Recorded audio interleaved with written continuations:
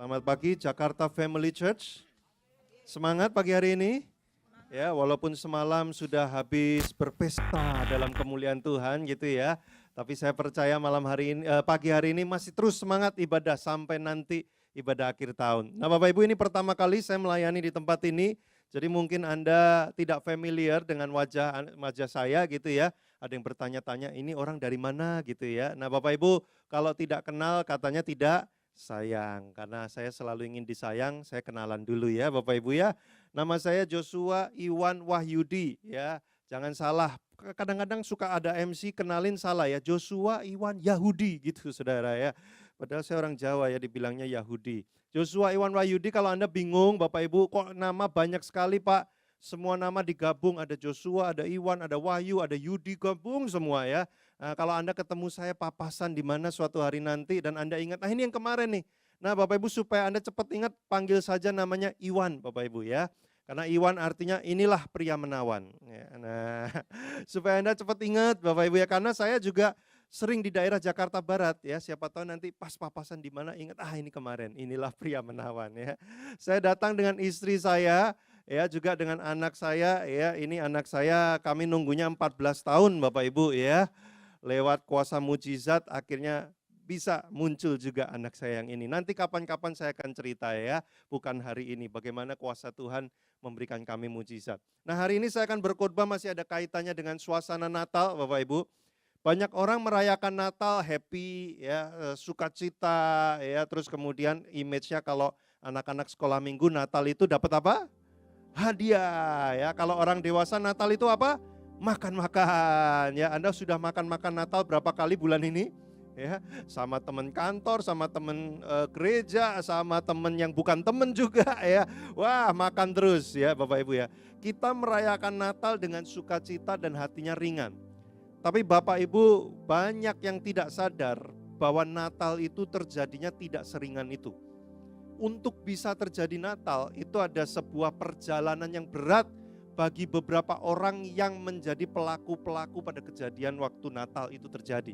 Nah, salah satunya kita akan melihat Maria, ibunya Yesus. Ya, kita udah sering baca, oh ya, Yesus lahir lewat seorang perawan ya, namanya Maria ya, Maria ibunya Yesus. Ya udah.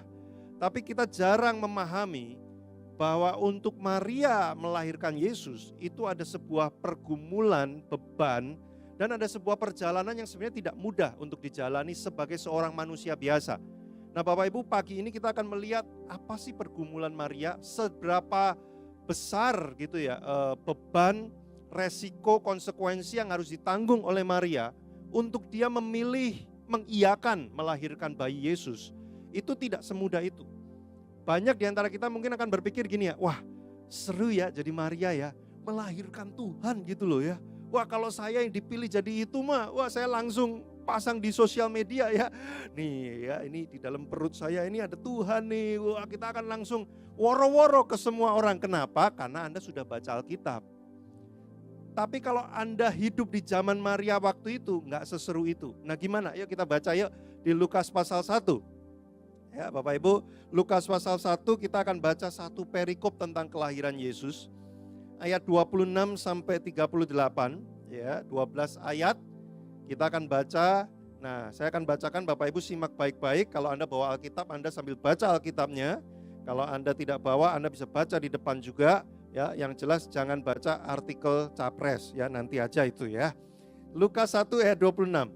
Dalam bulan yang ke-6, Allah menyuruh malaikat Gabriel pergi ke sebuah kota di Galilea bernama Nazaret kepada seorang perawan. Perawan artinya belum pernah berhubungan intim sama sekali, yang bertunangan dengan seorang bernama Yusuf dari keluarga Daud. Nama perawan itu Maria. Ketika malaikat itu masuk ke rumah Maria, ia berkata, "Salam, hei engkau yang dikaruniai, Tuhan menyertai engkau." Maria terkejut, dia bingung. Apa maksudnya mendengar perkataan itu? Lalu bertanya dalam hatinya, apa arti salam itu? Kok salamnya bilangnya begini, "Salam, hei orang yang dapat berkat." Dapat berkat apa? Ya, perasaan hidupnya lagi biasa-biasa aja, nggak ada sesuatu yang terjadi gitu ya. Kok salamnya begitu? Nah, ayat 31. Sesungguhnya engkau akan mengandung dan akan melahirkan seorang anak laki-laki, dan hendaklah engkau menamai dia Yesus. Ia akan menjadi besar dan akan disebut anak Allah yang maha tinggi, dan Tuhan Allah akan mengaruniakan kepadanya tahta Daud bapa leluhurnya. Dan ia akan menjadi raja atas kaum keturunan Yakub sampai selama-lamanya, dan kerajaannya tidak akan berkesudahan. Bapak Ibu, kalau Anda dengar kalimat ini kalimat bukan kalimat yang biasa. Ya, ini kalimat yang sangat luar biasa.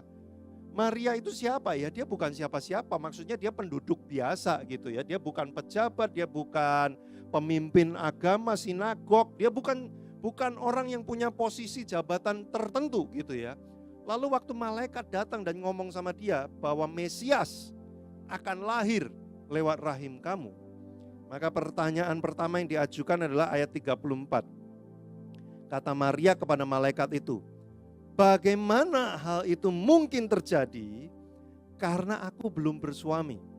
Bapak Ibu, saya mau beritahu begini, orang Israel pada zaman itu pemikirannya tentang Mesias itu mereka referensinya adalah seperti Daud. Karena pemerintahan Raja Daud itu adalah pemerintahan yang dirasa terbaik sepanjang zaman Israel, kerajaan Israel. Makanya kalau hari ini Anda lihat negara Israel, benderanya itu namanya adalah bintang Daud. Karena buat mereka Daud itu hebat banget. Raja terbaik sepanjang sejarah yang ada. Dan waktu ada nubuatan Mesias nanti akan lahir menyelamatkan Israel, dalam benak mereka itu mirip akan seperti Daud nanti. Seorang pahlawan datang perang menyelamatkan bangsa Israel. Wah, yang memimpin kerajaan dahsyat gitu ya. Itu dalam benak mereka yang namanya Mesias itu kayak gitu. Tidak pernah kepikiran dalam kepala mereka orang-orang Israel bahwa Mesias itu akan lahirnya itu dari orang biasa dan bahkan lahir dengan cara supranatural gitu ya. Nah, makanya Maria tuh bertanya gini, loh aku ini belum bersuami loh, aku ini masih perawan, kok aku bisa lahirin anak, gimana ceritanya? Nah, pergumulan pertama, selain mereka tidak pernah punya konsep bahwa Mesias itu akan lahir dengan cara yang biasa dan semuanya akan sederhana. Yang kedua adalah pergumulan Maria adalah begini, pada hari itu kalau sampai orang itu hamil sebelum dia menikah, itu sudah jelas dia akan disebut sebagai seorang pezina dan resikonya bisa-bisa adalah hukuman mati. Jadi Bapak Ibu, waktu Maria mendapatkan kabar bahwa kamu akan mengandung dan melahirkan, tapi itu akan dari Roh Kudus. Lah, kalau Anda hidup di zaman itu, Anda jadi Maria, saya yakin kita semua, pikiran pertama kita adalah begini, gimana cara saya jelasin ke semua orang bahwa aku ini mengandung bayi Tuhan. Ini bukan aku berzina loh, aku gak lakukan apa-apa loh, tapi ada kuasa Roh Kudus loh yang membuat aku bisa hamil seperti ini. Bapak Ibu, Anda bayangkan gimana cara jelasinya. Jangankan di zaman itu, di zaman sekarang saja yang Anda sudah punya banyak referensi. Kalau ada orang ngomong kayak gitu kan Anda akan bilang orang itu gila kan. Nih Bapak Ibu, kalau anak Anda yang wanita tiba-tiba hamil, terus anak Anda yang wanita ini bilang, ini hamil oleh Roh Kudus mama. Sudah percaya nggak? Susah kan percayanya kan? Mana laki-laki yang menghamili kamu itu yang mana? Enggak, ini dari Roh Kudus mama. Jangan bohong, kan gitu ya Bapak Ibu ya. Itu kita yang udah di zaman sekarang loh. Yang udah banyak informasi, cerita dan sebagainya. Apalagi di zaman dulu yang kalau orang hamil sebelum menikah, itu artinya dia berzina. Siapa yang bisa percaya? Bapak Ibu bayangkan, kalau sampai Maria hamil, tetangganya nanya, loh kamu kan belum menikah, kok sudah hamil? Gimana jawabnya? Bukan tetangga, keluarga besar. Coba bayangin ya kalau Sincia, Maria nggak Sinciaan. Ya, orang Israel ya. Misalkan ada pertemuan keluarga gitu ya, kumpul. Loh Maria, kamu kok hamil? Kamu udah nikah sama Yusuf? Jawabnya apa? Resikonya mati Bapak Ibu, karena dianggap berzina. Itu bukan sesuatu yang gampang. Kalau saya jadi Maria, waktu malaikat ngomong gitu, yang pertama kali ada di pikiran saya pasti gini, gawat nih. Ini boro-boro bisa melahirkan bayinya. Jangan-jangan baru 1 minggu, baru 2 minggu, saya udah langsung hilang ini. Atau minimal saya akan dibuang, dikucilkan di tempat yang udah gak ada orang sama sekali. Hidup saya akan jadi seperti apa? Bapak Ibu, kalau sampai Maria berpikir seperti itu normal reaksi manusia yang sangat wajar sekali. Tapi apa yang terjadi? Mari kita baca Bapak Ibu ya. Ayat 34, kata Maria kepada malaikat itu, bagaimana hal itu mungkin terjadi? Karena aku belum bersuami. Jawab malaikat itu kepadanya, Roh Kudus akan turun atasmu dan kuasa Allah yang maha tinggi akan menaungi engkau. Sebab itu anak yang kau lahirkan itu akan disebut kudus, anak Allah. Dalam bahasa lain maksudnya gini, gak usah pusing. Nanti Roh Kudus akan memenuhi kamu dan karena itulah kamu akan hamil. Jadi itu bayi adalah bayi dari Tuhan. Cuman pinjem rahim kamu doang aja. Jadi Bapak Ibu kalau ada orang yang bilang gini, ih Yesus kok diperanakkan oleh manusia? Sebenarnya enggak. Karena enggak pernah terjadi ada sperma manusia ketemu dengan sel telur manusia. Enggak ada. Jadi cuman pinjem rahim aja Bapak Ibu. Ya. Nah tapi kan ini sesuatu yang enggak bisa dijelaskan seenak itu. Ya kan? Di zaman itu maupun di zaman sekarang. Nah tapi kita lihat ya. Ayat 37 langsung. Sebab bagi Allah tidak ada yang mustahil. Nah ayat 38 bagus sekali Bapak Ibu ya. Mari kita baca bersama-sama ayat 38, 1, 2, 3. Kata Maria, sesungguhnya aku ini adalah hamba Tuhan. Jadilah padaku menurut perkataanmu itu. Lalu malaikat itu meninggalkan dia. Bapak Ibu tidak ada pertanyaan lanjutan. Satu-satunya pertanyaan Maria adalah gini, aku belum menikah, aku belum berhubungan intim dengan siapapun, bagaimana bisa aku akan hamil? Lalu malaikat menjawab, oh itu bukan hamil karena manusia, nanti Roh Kudus yang akan membuat kamu hamil dan bayi itu, bayi kudus, yaitu Mesias. Habis itu nggak ada pertanyaan lain Bapak Ibu. Kalau saya jadi Maria, saya akan punya banyak pertanyaan susulan berikutnya. Nanti saya kalau ditanya keluarga jawabnya apa malaikat? Udah ada contekannya belum? Nah, kayak debat capres Bapak Ibu ya, kan mereka siap-siap nanti kalau ditanya ini jawabannya ini, tanya ini jawabannya ini. Itu belajar semalam suntuk Bapak Ibu ya. Nah tapi Maria dia nggak nanya itu loh. Nanti kalau saya ditanya ini jawabannya apa? Terus nanti kalau saya dikucilkan gimana? Saya sama Yusuf ini gimana nih nasibnya nih? Lanjut terus atau gimana ini? Bapak Ibu, hari itu hidup Maria yang biasa ya, mungkin dia tiap hari ya udahlah kegiatannya gitu-gitu aja, bangun pagi ini biasa banget hidupnya. Tapi hari itu tiba-tiba terjadi sesuatu yang berbeda sama sekali. Dia menghadapi resiko untuk melahirkan seorang juru selamat. Resikonya apa? Dirinya sendiri akan bisa terkorbankan karena itu. Tapi kalimatnya Maria nggak ada yang bertanya.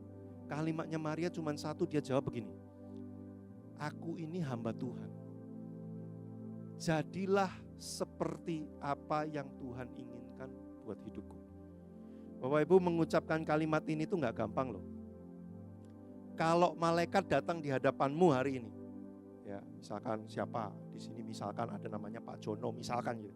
Pak Jono, engkau akan menerima 100 miliar dalam 1 minggu ini. Aku ini hamba Tuhan. Jadilah padaku apa yang kau ingini. Gampang kan ngomongnya ya?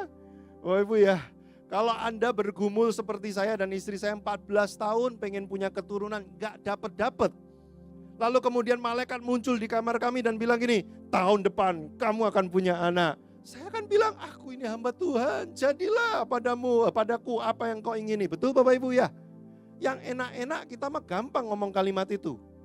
Tapi buat Maria, itu bisa dibilang berkat, tapi kalau orang lihat, jangan-jangan merasa itu kutuk. Tapi Maria nggak melihat itu kutuk, Maria melihat itu berkat. Walaupun dia tahu konsekuensinya berat. Dia akan menghadapi banyak sekali tantangan untuk 9 bulan ke depan. Nggak cuma seminggu loh Bapak Ibu, 9 dan makin gede. Ya, rahimnya makin gede, semua orang makin nanya. Ya, kapan kamu married sama Yusufnya? Kok ini umurnya udah sekian bulan kandunganmu? Kamu kan meritnya baru sekian tanggal ini. Jawabnya apa Bapak Ibu? Anda nggak bisa jawab gini, ini Roh Kudus. Gak ada yang percaya Bapak Ibu. Wah 9 bulan itu perjuangan sekali. Tapi Maria bilang gini, jadilah padaku apa yang kau ingini. Bapak Ibu, Natal tidak akan pernah terjadi kalau tidak ada ketaatan seorang Maria. Kalau tidak ada pemberian hidup, pengabdian hidup seorang Maria untuk dia bilang gini, aku ini hamba Tuhan. Bapak Ibu, kalau Yesus, Mesias, Juru Selamat mau lahir di keluargamu, bukan cuma engkau yang diselamatkan, tapi orang tuamu, anakmu, suamimu, istrimu, keluargamu yang lain. Engkau harus siap mengambil resiko yang tidak mudah dan berkata, Tuhan, aku ini hambamu. Jadilah padaku apa yang kau ingini. Kadang-kadang di tengah keluarga kita pengen banget ngomelin orang gitu ya, mulutnya kayak udah gitu ya. Tapi kita tahu Roh Kudus bilang, ucapkan kalimat yang ini, jangan ngomel. Ucapkan kalimat yang ini. Aku ini hambamu Tuhan. Jadilah padaku seperti yang kau ingini. Waktu engkau memberi hidup dan taat, Juru Selamat lahir. Tidak mudah, iya tidak mudah. Mungkin waktu engkau dulu menikah sama-sama belum kenal Tuhan Yesus. Di tengah perjalanan pernikahanmu, engkau kenal Tuhan Yesus lebih dulu, pasanganmu belum. Engkau berdoa buat pasanganmu, engkau pengen bawa dia kepada Tuhan Yesus. Konsekuensinya mahal harganya. Kenapa Bapak Ibu? Karena engkau harus menunjukkan bahwa Kristus ada dalam dirimu, supaya Kristus bisa lahir dalam hidupnya dia. Wah, kadang-kadang itu tidak mudah. Betul atau betul Bapak Ibu ya? Lihat pasangan kita rasanya pengen ngomelin, rasanya pengen gampar gitu ya, rasanya kesel banget gitu ya. Tapi kita Roh Kudus ingetin, kita oh Tuhan, aku ini hamba-Mu. Jadilah padaku seperti yang kau inginkan. Di tempat kerja kita ya, wah yang lain lakukan gini. Kadang-kadang kita pengen ikut-ikutan, tapi Roh Kudus tegur, gak usah ikut, itu dosa. Gak mudah Bapak Ibu untuk bilang, aku ini hamba-Mu Tuhan. Aku ikuti apa yang kau inginkan. Waktu engkau mengabdikan hidup seperti itu, Mesias akan lahir di tempat di mana engkau ada. Di keluargamu, di tempat kerjamu, dengan teman-temanmu. Orang Kristen di Indonesia mungkin cuma sekian persen. Tapi tetap kalau dalam segi jumlah sebenarnya ya lumayan banyak juga Bapak Ibu. Tapi dengan orang Kristen yang sebanyak ini, kenapa dampaknya gak bisa sebesar itu? Mesias kok gak lahir-lahir di hati banyak orang lain? Karena kita tidak seperti Maria yang bersedia menjadi hamba Tuhan. Hamba Tuhan ini bukan pendeta loh Bapak Ibu. Kita semua ini hamba Tuhan. Hamba Tuhan itu artinya apa? Tuhan ngomong apa, saya akan ikutin. Tidak mudah. Banyak orang sulit untuk taat kepada Tuhan. Kenapa? Karena waktu kita dengar firman, biasanya kita akan bandingkan pakai apa? Pengalaman hidup kita. Kalau Anda tinggal di keluarga atau pengalaman hidup Anda itu keras dan sulit. Wah, orang sering tipu Anda, orang sering hantam Anda, orang sering sakiti hati Anda, orang sering manipulasi Anda. Waktu nanti Anda baca Alkitab dan ayatnya bilang begini ya, kasihilah ya, ampunilah, yang kayak gitu-gitu, Anda akan sulit taat. Kenapa? Karena Anda akan langsung bandingkan Alkitab atau firman Tuhan dengan pengalaman hidup Anda. Makanya kadang-kadang banyak orang Kristen duduk di ruangan seperti ini tiap hari Minggu, dengerin khotbah, dalam hatinya bilang gini, yang khotbah enak ya ngomongnya ya. Ngomong mah gampang. Gak tahu dia pernah gak rasanya diginiin. Nah Bapak Ibu kenapa? Karena Anda mulai bandingin dengan pengalaman hidup Anda. Semakin banyak pengalaman Anda, semakin banyak perbandingan Anda untuk Alkitab. Itu sebabnya seringkali orang yang paling sulit taat itu adalah orang yang paling banyak referensi di kepalanya. Waktu dia baca firman kayak gitu ya, dia akan langsung mikir, enggak, aku ngalamin enggak gitu. Aku perjalanan hidupku tuh gini. Itu yang khotbah pernah enggak? Itu yang khotbah agak bener dikit gimana sih? Padahal yang khotbah udah bener Bapak Ibu ya, berdasarkan Alkitab. Tapi menurut dia enggak bener, kenapa? Karena pengalaman hidupnya bilang enggak gitu. Bapak Ibu saya beritahu, firman Tuhan tidak selalu mudah dilakukan. Kalau firman Tuhan mudah dilakukan, kita semua ini jadi orang Kristen udah enak banget, nggak usah berjuang, betul nggak Bapak Ibu? Justru firman Tuhan memang kadang-kadang tidak mudah dilakukan. Tapi tidak mudah dilakukan bukan berarti tidak usah dilakukan. Bapak Ibu kalau Anda ngajarin anak Anda, hanya karena berjalan itu susah buat dia. Anda kan nggak bilang gini kan, udah duduk aja, udah nggak usah jalan ya. Udah seumur hidup nggak usah jalan itu susah. Anda kan nggak gitu kan? Anda tetap encourage anak Anda untuk belajar berjalan walaupun susah dan jatuh terus, Bapak Ibu. Kenapa? Karena Anda tahu itu harus, itu penting. Melakukan firman mungkin sulit, tapi bukan berarti nggak usah gara-gara sulit. Karena itu harus, karena itu penting. Bapak Ibu, saya tahu melakukan firman Tuhan tidak mudah. Kadang-kadang kalau kita dengar pengkhotbah, kita rasanya pengen sambit yang khotbah. Ya, kalau ngomong enak banget. Pernah nggak dikhianatin sampai nggak punya duit, sampai keleleran di pinggir jalan? Pernah nggak? Lah kalau semua orang pernah kayak gitu harus khotbah. Jadi yang boleh khotbah tuh harus yang pernah keleleran semua. Nanti yang khotbah dikit banget, nggak ada yang khotbah. Ya, nanti ada lagi, itu yang khotbah pernah nggak dilecehkan, ya sampai kehilangan harga diri, pengen bunuh diri. Lah kalau harus kayak gitu semua baru bisa khotbah. Lah nggak ada yang khotbah nanti Bapak Ibu, sedikit banget. Maksud saya begini loh Bapak Ibu, Anda tidak bisa mengukur firman Tuhan dengan pengalaman hidup pribadi Anda, nggak bisa. Kalau Anda selalu membandingkan pengalaman hidup pribadi Anda untuk menilai firman, nanti jatuhnya firman itu bukan firman Tuhan tapi firman Anda sendiri. Justru kebalik, yang harusnya terjadi adalah Anda harus menilai pengalaman hidup Anda berdasarkan firman. Karena firman itu adalah kebenaran yang tertinggi. Firman Tuhan itu kebenaran yang tertinggi. Pemikiran kita, perasaan kita itu kebenaran yang relatif. Ini loh Bapak Ibu, ini saya kasih contoh ya. Saya kasih contoh.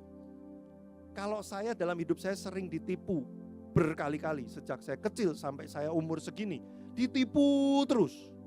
Nanti suatu kali saya ketemu seseorang, misalkan dia ngomong, wah Pak, rambut Anda bagus sekali loh Pak. Saya kan langsung gini, ya orang kayaknya mau nipu saya apa lagi nih. Kenapa dia puji-puji saya? Kayaknya ada sesuatu maksud tersembunyi. Kenapa saya kayak gitu? Karena referensi hidup saya yang subjektif. Loh betul bahwa Anda ditipu berkali-kali itu kenyataan. Tapi apakah engkau akan terus ditipu seumur hidupmu? Belum tentu. Dan waktu firman Tuhan masuk dalam hidup kita, itu yang akan mengubah hidup kita. Jadi yang terjadi bukan saya mengukur firman dengan pengalaman saya, tapi justru saya menggunakan firman untuk melihat pengalaman saya. Jadi waktu firman Tuhan datang, saya melihat Tuhan, seumur hidup saya itu ditipu terus. Tapi firman Tuhan bilangnya, katanya jalan hidup orang benar seperti terang. Cahaya rembang tengah hari akan terus bersinar. Tapi aku ditipu terus Tuhan. Gimana caranya supaya aku ngalamin firman itu? Apa yang harus berubah dalam hatiku? Nah itu sikap hamba Tuhan. Jadilah padaku seperti yang engkau inginkan. Makanya kenapa banyak orang sulit sekali menerima Yesus Juru Selamat lahir dalam hatinya. Karena dia selalu membandingkan dengan apa yang dia alami. Bapak Ibu, Tuhan itu bukan gak tahu apa yang Anda alami. Tadi waktu kita nyanyi ya, nyembah Tuhan ya. Tuhan tiba-tiba bicara dalam hati saya gini. Tuhan tahu bahwa hidup manusia itu tragis. Saya ulang. Tuhan tahu bahwa hidup manusia itu banyak kemalangan, hal-hal yang tragis. Banyak. Nanti kalau Anda hidup makin lama, Anda akan makin mengiyakan perkataan saya. Yang hidupnya sudah lebih lama dari saya, dari tadi udah manggut-manggut terus. Tragis. Ada orang tua gedein anaknya susah-susah, begitu anaknya dewasa, orang tuanya dibuang, hartanya diambil, orang tuanya dikucilkan, gak diurusin. Banyak di kota kelahiran saya kayak gitu. Tragis. Waktu menikah, pesta, senyum-senyum, ketawa. 3 tahun kemudian somasi di pengadilan, hajar-hajaran. Saya ini konselor nikah dari tahun 2020. Kasus kayak gituan banyak. Sampai kalau saya lihat, video pernikahannya ya, wah malaikat turun dari langit kan saking spektakulernya ya kan. Kalau zaman sekarang menikah itu makin dahsyat, makin keren ya. Wah ada yang bunga mekar di mana-mana, ada malaikat turun dari langit, nanti ada makhluk keluar dari kolam dan sebagainya. Wah spektakuler.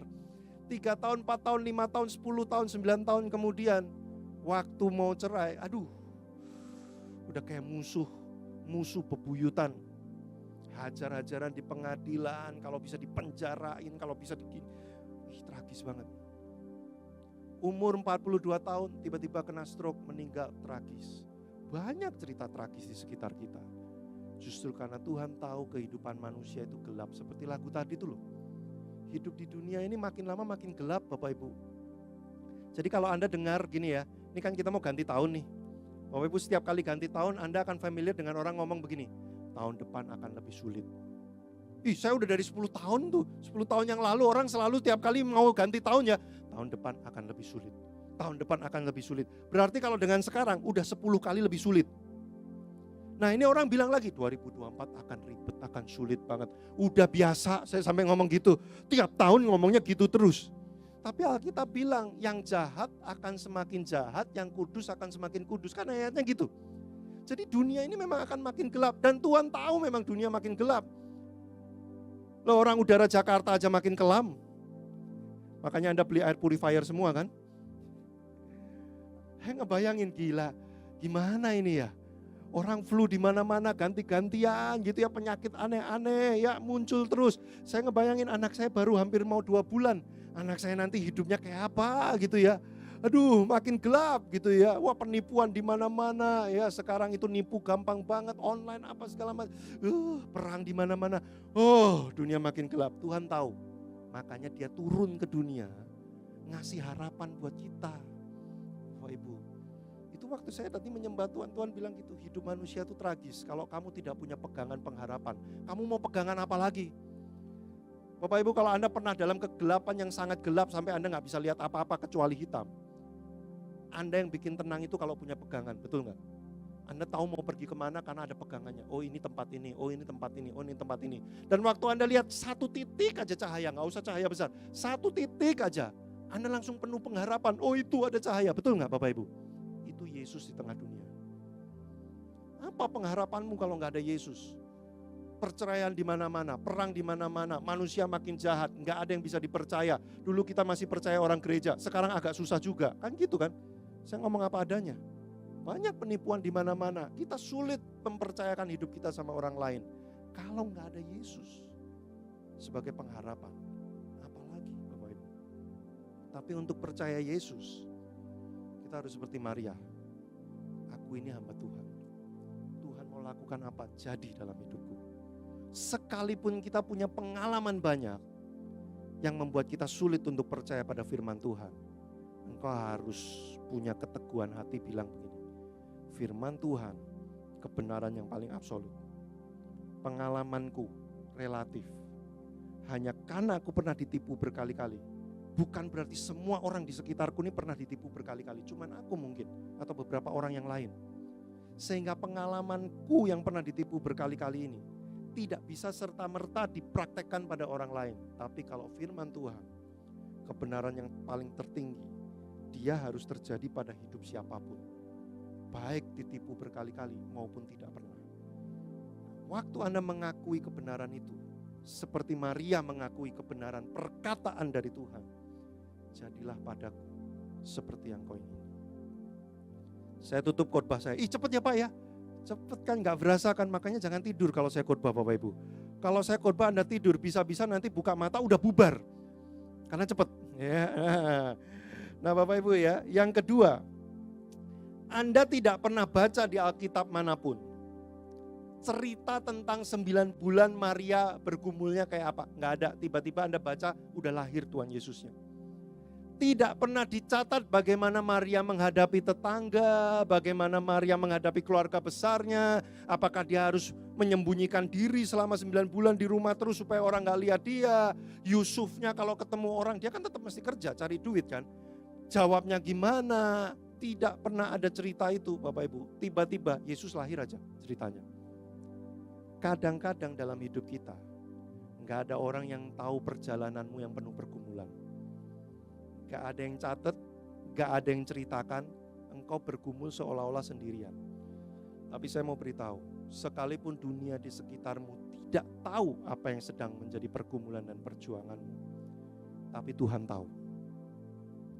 Di tempat yang paling tersembunyi, waktu engkau berdoa, Tuhan kok kayak gini ya, mau ngelakuin firman tuh kayak berat banget, karena kenyataan hidupnya tuh memang sangat berat. Oh Ibu, saya berkhotbah bukan berarti saya tidak pernah mengalami kesulitan hidup yang berat. Anda lihat saya kurus kan, ada alasannya Bapak Ibu ya. Bercanda ya, saya dari lahir emang udah begini ya. Tapi saya pernah punya pengalaman yang sulit sekali. Dan waktu pengalaman sulit itu terjadi, orang datang kepada saya bawa-bawa ayat Alkitab. Tuhan berkata gini. Hati saya itu gak gampang loh Bapak Ibu. Hati saya itu kayak, lu ngomong enak ya, coba deh ngalamin kayak saya. Susah gitu ya, berat. Anda mungkin gak bisa cerita sama orang lain waktu itu terjadi. Tidak ada yang mencatat pergumulan Maria dan Yusuf. Kita gak tahu apa yang terjadi hari itu. Tapi saya beritahu, Yesus tahu. Jangan Anda pikir Anda sendirian. Tuhan tahu apa yang sedang Anda pergumulkan. Bapak Ibu, kekristenan itu bukan karpet merah. Karpet merahnya nanti waktu di surga. Nanti waktu kita dibawa ke surga, karpet merah. Seru itu. Tapi selama kita hidup di dunia, bukan karpet merah.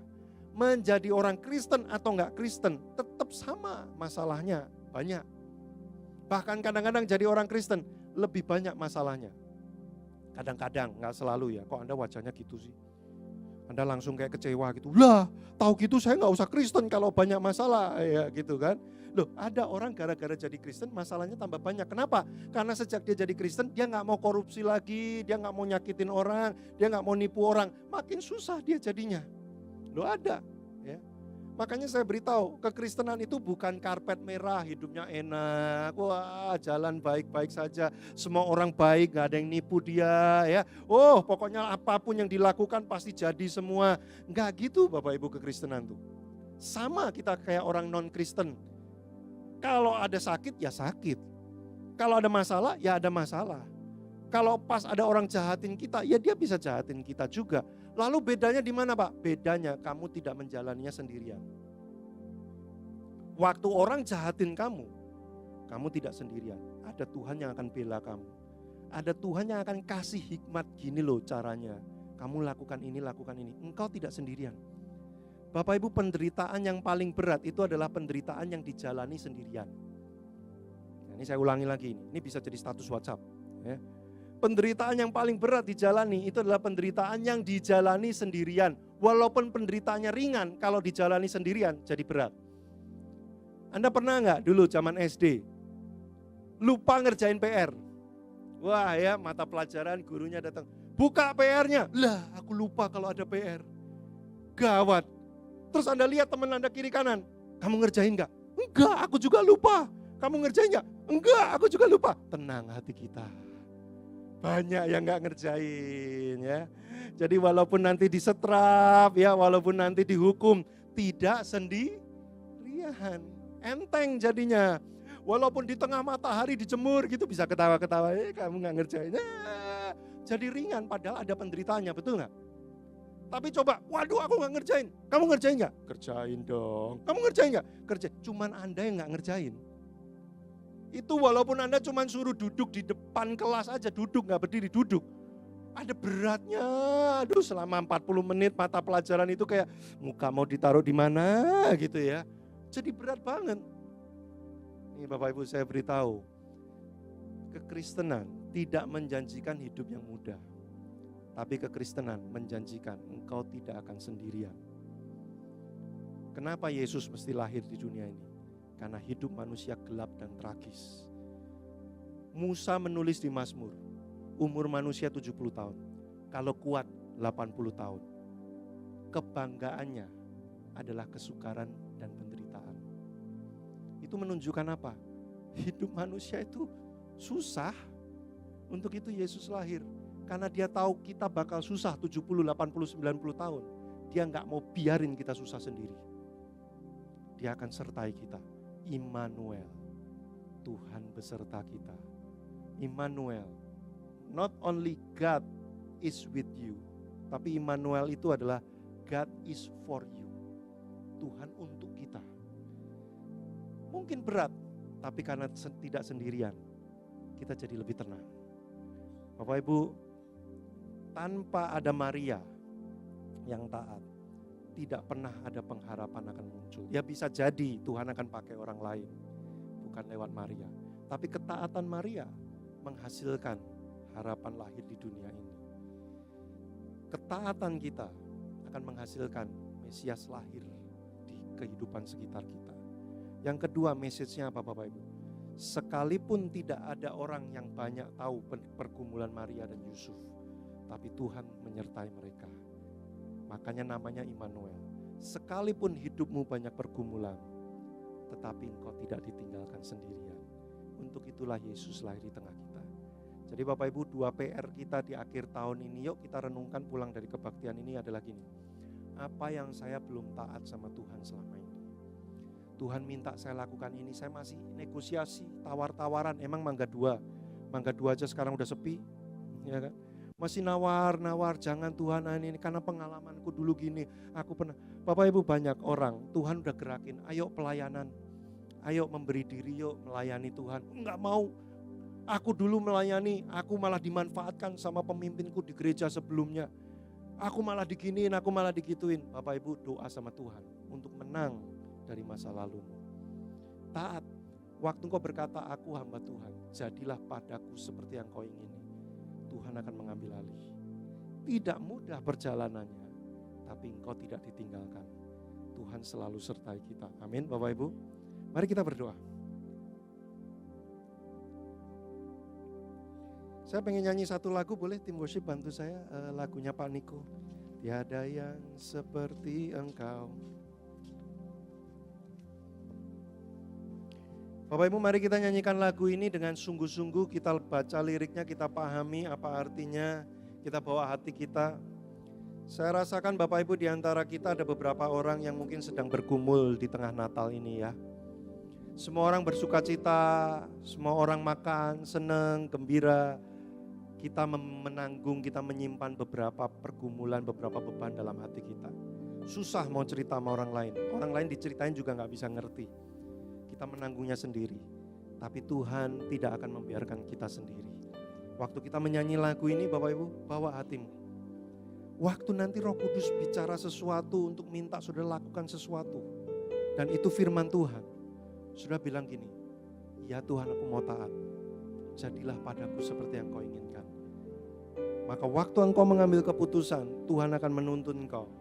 Engkau akan melihat mujizat dan kuasa Tuhan terjadi. Tidak tunggu tahun depan, bahkan di sisa akhir tahun ini, mungkin kau akan melihat bagaimana Tuhan bekerja dalam hidupmu. Yuk datang di hadapan Tuhan yuk. Haleluya. Tiada yang seperti Engkau. Tiada yang seperti Engkau. Oh ya. Begitu mengasihiku. Kau Tuhan sanggup menjawab semua seru doa. Sekali lagi, tiada yang seperti Engkau. Tiada yang seperti Engkau. Begitu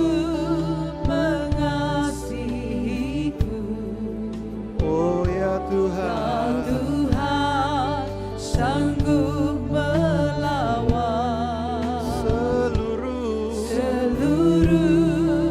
kehidupanku. Mari angkat hati dan katakan aku percaya. Tuhanku ajaib, Kau turun tangan. Kami percaya Tuhan. Kau sanggup. Haleluya. Tuhanku dahsyat, Kau turun tangan. memberkatiku. Sekali lagi aku percaya. Tuhanku ajaib, Kau turun tangan, memulihkanku. Aku percaya, Tuhanku dahsyat, Kau turun tangan. Sekali lagi angkat hatimu, katakan aku percaya. Oh, bawa hati kita berserah di hadapan Tuhan. Oh, ini kami Tuhan. Oh, turun tangan dalam hidup kami. Oh Tuhanku dahsyat. Sekali lagi, aku percaya. Haleluya. Mari kuatkan hati kami, biar kami melihat kasih setiamu Tuhan. Pengharapan, oh yang tiada pernah habisnya dalam hidup kami. Haleluya. Tuhan, ku dahsyat, kau turun tangan, engkau turun tangan, sekali lagi terakhir katakan kau turun tangan, memberkatiku.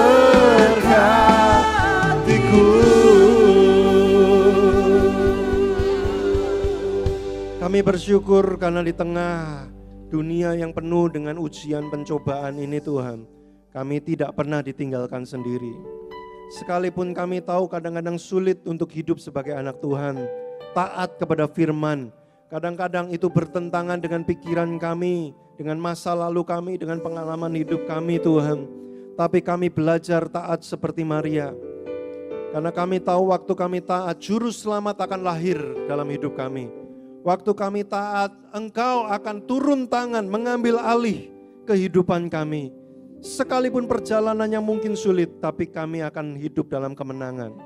Kami tidak akan kalah, kami tidak akan goyah, karena kami tidak ditinggalkan sendiri. Aku berdoa pagi hari ini untuk setiap anak-anak Tuhan di tempat ini, yang punya pergumulan, punya doa yang diserukan kepada Tuhan.